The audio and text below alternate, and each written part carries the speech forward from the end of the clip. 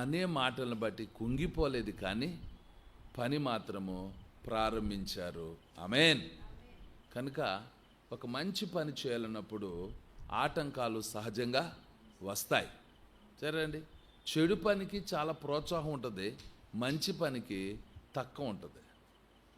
ఇప్పుడు మంచి పని చేయడానికి వారు బలం తెచ్చుకుంటే, ఇంతకాలం మందిరానికి కాపుదల లేదు, ప్రజలకు భద్రత లేదు, కనుక దేవుడు ప్రేమించి నెహెమ్యా ద్వారా ఈ పని ప్రారంభిస్తున్నారు, ఎంతో కొంత నేను కూడా సహాయం చేద్దాం, రండి మనం కూడా చేద్దామని చెప్పి వారిని, వారి కుటుంబీకులను, వారు కలిగి ఉన్న వారిని కూడా ప్రోత్సహించి పనికి ప్రారంభించాలి.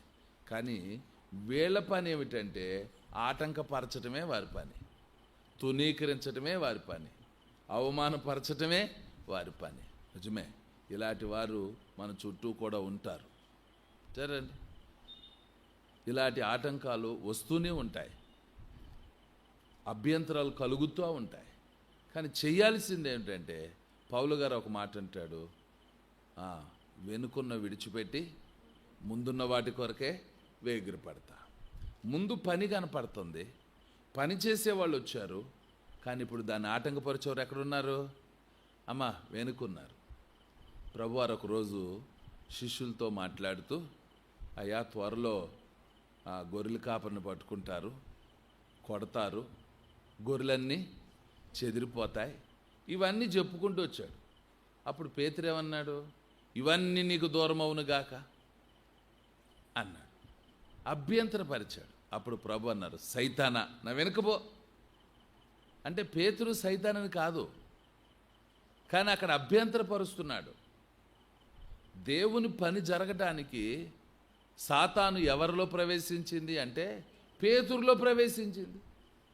కనుక పేతురే, ప్రభువా ఇది నీకు దూరం అవును గాక, అలా జరగకుండును గాక అంటున్నాడు. జరగాలని ప్రభువు చెబుతుంటే, నాయనా అలాంటి పరిస్థితులు వస్తే మరి మా సంగతి ఏంటి, మేము ఎలా ఉండాలి, మాకు ధైర్యం కావాలి, ఇలాంటివి అడిగి పొందుకోవాలి. జరగాల్సిన ఆయన చెబుతున్నప్పుడు అలా జరగకూడదు, ఇలా జరగకూడదు, ఇలా జరగకూడదు అంటే దేవునికి అభ్యంతరపరచడం మనం ఎవరు? ఏది ఎప్పుడు చేయాలి, ఎలా చేయాలి, అది ఆయన నిర్ణయం. ఇప్పుడు మనం ఆయన వెంట వెళ్ళాలి.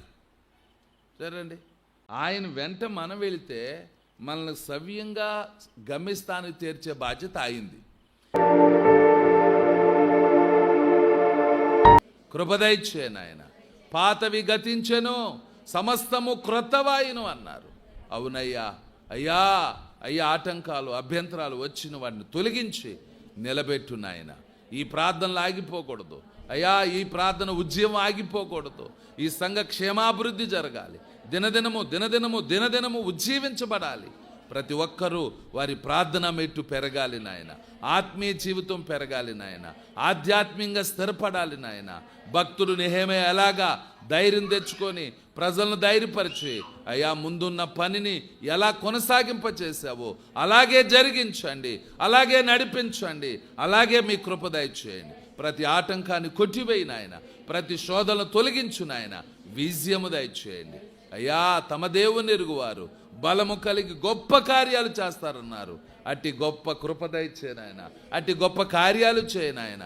మీకు మహిమ, మా కుటుంబాలకు సంఘానికి క్షేమాభివృద్ధి కలిగించి దీవించమని, తోడై ఉండమని యేసు నామమున అడుగుచున్నాము తండ్రి, ఆమేన్.